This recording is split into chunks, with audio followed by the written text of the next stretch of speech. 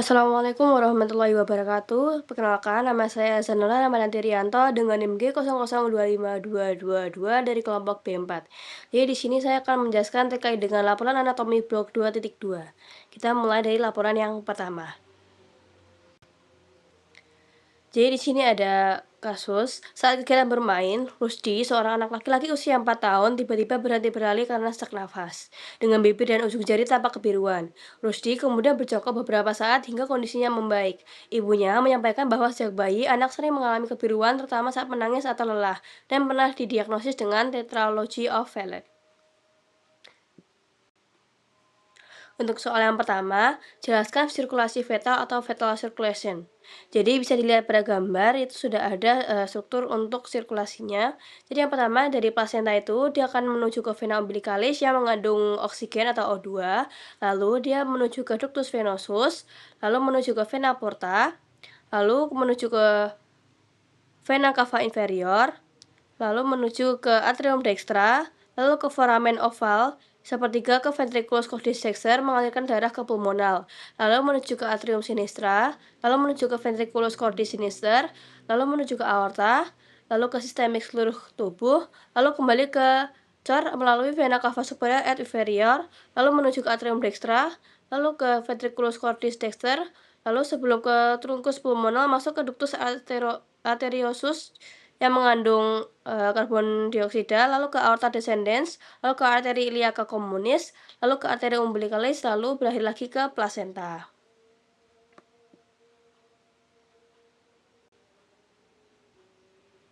Lalu selanjutnya di sini saya akan memberikan informasi tambahan terkait dengan sirkulasi fetal atau fetal circulation.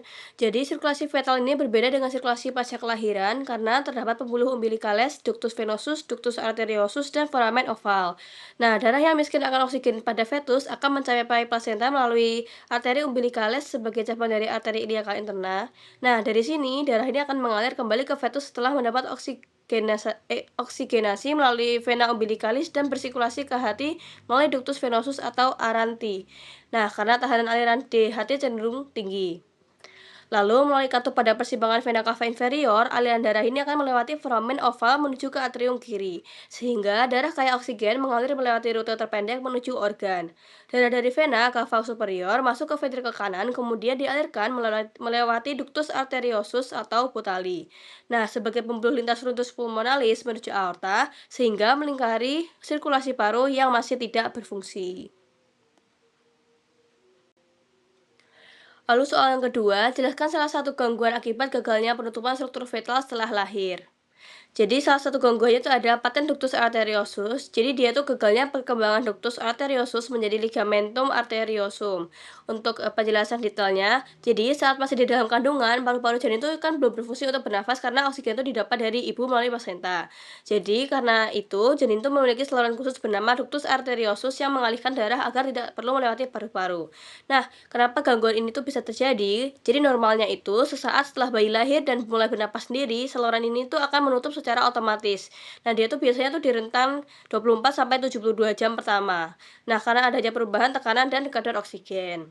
Lalu jika saluran ini tuh gagal menutup atau tetap paten, jadi dia tuh akan terjadi gangguan sirkulasi. Yang pertama tuh dia akan mengalami kebocoran darah. Jadi darah yang kaya oksigen itu yang harusnya dialirkan ke seluruh tubuh, dia tuh malah bocor kembali ke paru-paru. Lalu di paru-paru itu kan, ada beban paru-paru. Jadi paru-paru ini menjadi kebanjiran darah yang bisa membuat bayinya itu sesak nafas. Lalu dia itu kan juga berpengaruh ke jantung. Jadi jantung nanti akan terkena beban karena jantung ini harus bekerja ekstra keras untuk memompa darah yang bocor tadi, sehingga dalam jangka panjang bisa menyebabkan gagal jantung. Lalu untuk soal yang ketiga, jelaskan vaskularisasi arteri dan vena jantung. Jadi untuk gambar yang sebelah kiri itu arteri jantung, sedangkan yang sebelah kanan adalah vena jantung. Saya akan menjelaskan untuk yang pertama untuk vaskularisasi dari arteri jantung. Jadi vaskularisasi arterial miokardium itu diinisiasi oleh arteria coronaria dextra dan arteria coronaria sinistra yang berawal dari sinus aorta pada fase ascendens aorta.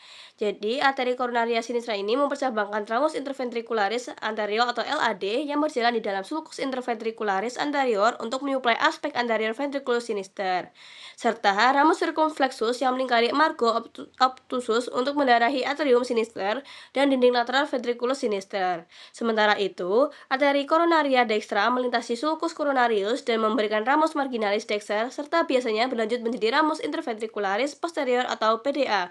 Pada aspek diafragmatik jantung, distribusi arterial ini sangat krusial karena merupakan pembuluh darah endar arteri yang menjamin perfusi nutrisi dan oksigenisasi pada jaringan otot jantung. Nah, sedangkan pada vena, sistem drainase venosa jantung itu sebagian besar bermuara ke dalam sinus coronarius, sebuah saluran vena besar yang terletak pada sulcus coronarius di fascias posterior cordis antara atrium sinister dan ventriculus sinister. Nah, sinus ini nih menerima darah deoksigenasi melalui vena cardiaca magna yang berjalan bersama LAD. Nah, vena cardiaca media yang terletak di sulcus interventricularis posterior serta vena cardiaca parva. Darah dari sinus coronarius kemudian diejeksikan langsung ke dalam atrium dextrum melalui ostium sinus coronari. Selain sistem tersebut, terdapat pula vena cardiacae anteriores dan vena cardiaca minimae atau vena TBC, yang merupakan saluran drainase kecil yang bermuara langsung ke dalam ruang-ruang jantung tanpa melewati sinus coronarius, guna memfasilitasi pembuangan metabolit dari lapisan subendokardial.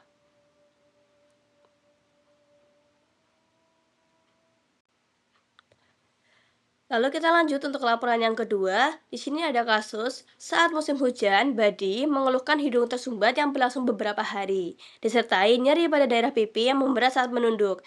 Ia juga merasakan lendir kental mengalir ke tenggorokan. Pada pemeriksaan, dokter mencurigai adanya peradangan pada sinus maxillaris yang berkaitan dengan gangguan drainase di meatus nasi medius.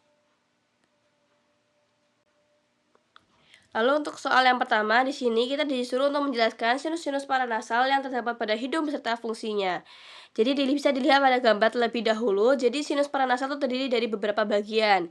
Untuk dari aspek anterior, kita mulai dari yang paling atas itu ada sinus frontalis, lalu di bawahnya itu ada cellulae ethmoidalis, lalu untuk di samping di bagian pipi itu dia ada sinus maxillaris. Nah, untuk yang B atau yang sebelah kanan, dia itu sama tapi dari sisi samping. Ada sama ya, sinus frontalis, cellulae ethmoidalis, sinus maxillaris, dan untuk yang samping ada sinus sphenoidalis. Jadi, sinus paranasal sendiri itu adalah sekelompok rongga di dalam tulang kraniofasial yang berhubungan dengan kasumnasi melalui ostium. Jadi, sinus paranasal ini berisi udara dari bagian pernafasan rongga hidung ke dalam kranium. Nah, sinus paranasal ini memiliki beberapa fungsi, yaitu salah satu yang pertama itu ada mengurangi berat relatif tengkorak. Lalu yang kedua ada meningkatkan resonansi suara. Yang ketiga ada sebagai penyangga terhadap trauma wajah. Yang keempat melindungi struktur yang sensitif dari fluktuasi suhu yang cepat di hidung. Lalu untuk yang kelima melembabkan serta menghangatkan udara inspirasi. Lalu yang terakhir atau yang keenam berperan dalam pertahanan tubuh. Lalu yang kedua, sebutkan pembagian meatus nasi dan lubang muara drainase masing-masing sinus. Jadi bisa dilihat pada gambar.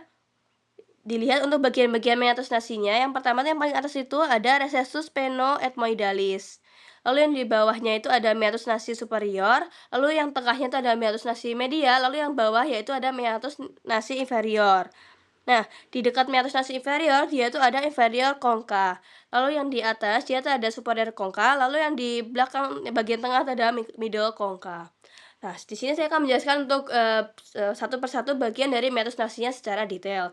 Yang pertama kita mulai dari meatus nasi superior.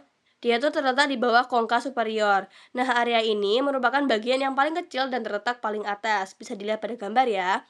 Nah, untuk muaranya tuh dia di sinus ethmoidalis posterior. Nah, untuk keterangan tambahannya, tepat di atas concha superior, dia itu terdapat recessus sphenoethmoidalis yang merupakan tempat bermuaranya sinus sphenoidalis. Lalu yang kedua, dia ada meatus nasi medius yang terletak di bawah concha media. Nah, ini adalah area yang sangat klinis karena merupakan bagian dari kompleks osteomeatal. Nah, untuk muaranya sendiri itu ada di sinus frontalis. Dia bermuara melalui infundibulum ethmoidale atau hiatus sphenunaris bagian anterior. Lalu yang kedua tuh ada sinus maxillaris yang bermuara pada hiatus semilunaris. Lalu ada sinus ethmoidalis anterior yang bermuara pada infundibulum atau dekat bula ethmoidalis. Lalu ada sinus ethmoidalis media yang bermuara langsung pada atau di atas bula ethmoidalis. Lalu yang ketiga ada meatus nasi inferior yang terletak di bawah kongka inferior. Ini adalah meatus yang paling besar dari meatus-meatus yang lainnya. Nah, dia tuh muaranya tuh di ductus nasolacrimalis atau di saluran air mata. Jadi, nggak ada sinus paranasal yang bermuara di meatus inferior, melainkan hanya saluran drainase air mata dari mata ke hidung. Jadi, itu tuh terjadi ketika kita menangis, tapi kita juga ada hidungnya tuh mengeluarkan cairan. Nah, karena itu ada muara di ductus nasolacrimalis tadi, seperti itu. Lalu untuk pertanyaan yang ketiga atau pertanyaan yang terakhir, jelaskan mengapa sinus maxillaris lebih sering mengalami sinusitis dibandingkan sinus yang lainnya. Bisa dilihat pada gambar itu adalah proses atau mekanisme dari sinus maxillaris sendiri. Nah, sinus maxillaris sendiri kan paling rentan untuk terkena infeksi. Nah, di sini saya akan menjelaskan untuk detailnya. Jadi, sinus maxillaris sendiri itu merupakan sinus paranasal yang paling sering mengalami peradangan atau sinusitis. Pasti teman-teman tuh tidak asing untuk mendengar dari sinusitis tersebut karena banyak orang sudah pernah mengalaminya dan harus melakukan operasi plastik. Nah, hal ini tuh disebabkan oleh kombinasi unik antara anatomi letak lubang drainase, mekanisme pemeriksaan mukosa, serta hubungannya dengan kesehatan gigi. Jadi berikut ini adalah faktor-faktor yang utama yang menyebabkannya. Jadi yang pertama itu kenapa bisa mengalami sinusitis. Jadi letak ostium ini yang nggak menguntungkan itulah faktor yang mekanis yang paling krusial. Jadi posisi tinggi pada ostium atau lubang drainase sinus maxillaris itu terletak di bagian superior atau atas dinding medial sinus, tepatnya di meatus nasi medius. Nah, lalu dia itu melawan gravitasi karena lubang pengeluarannya itu berada di atas, cairan atau mukus di dalam sinus itu nggak bisa keluar karena hanya dengan bantuan gravitas saat kita berdiri tegak. Nah, mukus ini harus dipompa ke atas oleh silia atau rambut halus untuk bisa keluar. Nah, jika fungsi silia ini terganggu sedikit saja, cairan akan terjebak di dasar sinus. Lalu yang kedua, jalur drainase yang sempit dan berkelok. Drainase sinus maxillaris harus melatih jalur sempit yang disebut hiatus semilunaris di dalam kompleks osteomeatal atau KOM. Nah, sedikit saja terjadi pembengkakan pada mukosa hidung, misalnya karena flu atau karena alergi, nah jalur sempit ini akan langsung tersumbat. Nah, penyumbatan ini menciptakan lingkungan yang lembab dan minim oksigen di dalam sinus, yang sangat ideal bagi pertumbuhan bakteri. Lalu yang ketiga tuh ada faktor odontogenik atau infeksi gigi. Jadi sinus maxillaris ini tuh satu-satunya sinus yang berbatasan langsung dengan rongga mulut ya teman-teman. Jadi kedekatan anatomisnya itu ada dasar sinus maxillaris itu merupakan atap dari tulang rahang atas atau processus alveolaris, di mana akar gigi geraham atau terutama molar 1, molar 2, dan premolar 2 seringkali sangat dekat atau bahkan menonjol ke dalam sinus. Lalu terkait dengan penyebaran infeksinya, karena tadi kan dibilang sinus maxillaris itu kan rentan terhadap infeksi. Jadi jika terjadi abses gigi atau infeksi gusi atau komplikasi setelah penyebatan gigi pada rahang atas, bakteri itu kan bakal mudah buat menembus tulang yang tipis dan menginfeksi sinus maxillaris. Nah, sekitar 10-12% kasus sinusitis maxillaris itu disebabkan oleh masalah gigi. Lalu yang keempat tuh ada mekanisme transport mukosiliar. Jadi, mukus di dalam sinus itu bergerak secara spesifik dalam pola spiral menuju ostium di bagian atas. Jadi, jika terjadi kerusakan pada sel-sel bersilia, misalnya karena paparan polusi, asap rokok, atau infeksi virus, kemampuan sinus ini untuk menguras isinya akan hilang sama sekali. Nah, meskipun tubuh sedang dalam posisi berbaring. Lalu yang kelima ada efek antrian drainase. Jadi meatus nasi medius itu adalah jalur sempit yang juga menjadi muara bagi sinus frontalis dan sinus ethmoidalis anterior. Nah, jika kedua sinus tersebut mengalami infeksi, sekret infeksinya itu dapat mengalir turun dan mampir ke ostium maxillaris, sehingga menyebabkan infeksi sekunder pada sinus maxillaris. Baik, sekian pemaparan laporan anatomi blok 2.2 dari saya. Wassalamualaikum warahmatullahi wabarakatuh.